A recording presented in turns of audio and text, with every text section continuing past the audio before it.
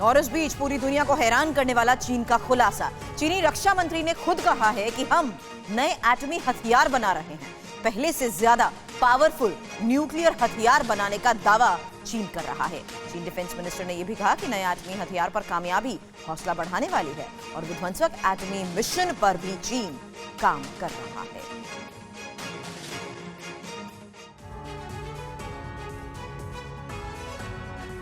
आखिर वो सच सामने आ गया जिसे चीन छुपाता रहा था। आखिर चीन ने वो सच्चाई उगल दी जिसे वो अपने हलक के नीचे रखे हुए था। जब ड्रैगन मुंह खोलता है तो हमेशा जहर ही उगलता है। जब ड्रैगन कोई खुलासा करता है तो दुनिया को चौंका देता है। चीन ने एक बार फिर पूरी दुनिया को हैरान करने वाला बयान दिया है।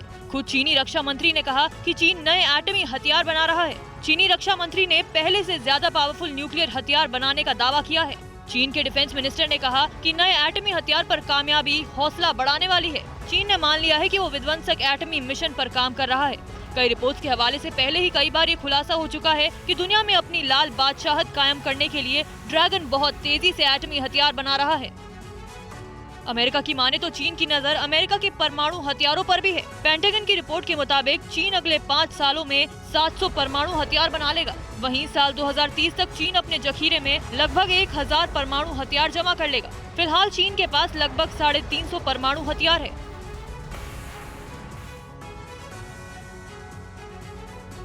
और अहम खबर है, यूक्रेन के ईयू में शामिल होने पर फैसला जल्द होने वाला है। आने वाले हफ्ते में यूरोपियन यूनियन की मीटिंग में इस बाबत फैसला लिया जाएगा। ईयू से यूक्रेन को हरी झंडी मिलने की उम्मीद है। फुल मेंबरशिप से पहले यूक्रेन को दिया जाएगा कैंडिडेट स्टेटस।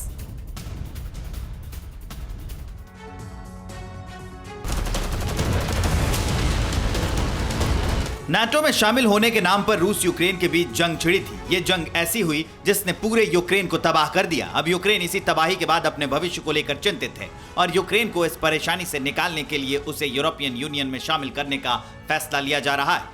माना जा रहा है कि यूक्रेन को ईयू में शामिल करने के लिए आने वाले हफ्ते में मीटिंग हो सकती है और जिसमें यूक्रेन को यूरोपियन यूनियन में शामिल होने की हरी झंडी भी मिल सकती है। यूक्रेन के ईयू में शामिल होने की प्रक्रिया बहुत लंबी होगी। यूरोपियन यूनियन में फुल मेंबरशिप की लंबी प्रक्रिया होती है। फुल मेंबरशिप से पहले किसी देश को कैंडिडेट स्टेटस दिया जाता है। यूक्रेन के कैंडिडेट स्टेटस पर आने वाले हफ्तों में फैसला होगा। इसके लिए यूक्रेन को यूरोपियन यूनियन के 27 देशों की मंजूरी जरूरी है। ज़ेलेंस्की ने जल्द से जल्द यूरोपियन यूनियन में शामिल करने की मांग की है। रूस से जंग शुरू होने के बाद यूक्रेन अपने भविष्य को लेकर परेशान है। यूरोपियन कमीशन के चीफ ने कहा है, हम यूक्रेन की मदद करना चाहते हैं।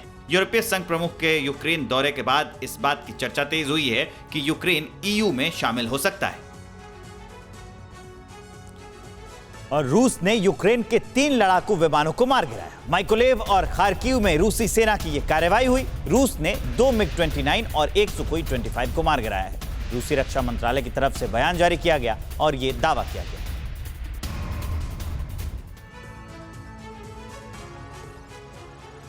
यूक्रेन युद्ध के 109 दिन पूरे हो चुके हैं। खत्म होने की बजाय जंग दिनों दिन भीषण रूप लेती जा रही है। इस बीच रूस ने यूक्रेन पर बड़ा हमला करने का दावा किया। रूसी सेना की तरफ से कहा गया कि उसने यूक्रेन के 3 लड़ाकू विमानों को मार गिराया। रूसी रक्षा मंत्रालय ने इसका दावा किया। इस दावे के मुताबिक शनिवार को रूस की एयरफोर्स ने यूक्रेन के फाइटर जेट्स को टारगेट किया और 3 लड़ाकू विमानों को मार गिराया।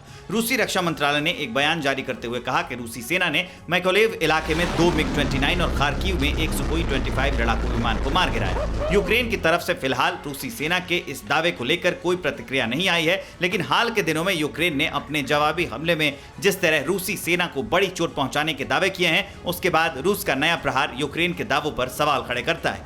रूसी सेना जमीन से लेकर आसमान तक और आसमान से लेकर समंदर तक यूक्रेन पर हमले कर रही। यूक्रेन को विदेशी हथियारों की लगातार मदद के बावजूद रूसी सेना उसके जंगी विमानों का शिकार करके उसका दम निकाल रही। परवाह देश की, सोमवार से शुक्रवार रात 10 बजे TV9 भारतवर्ष पर।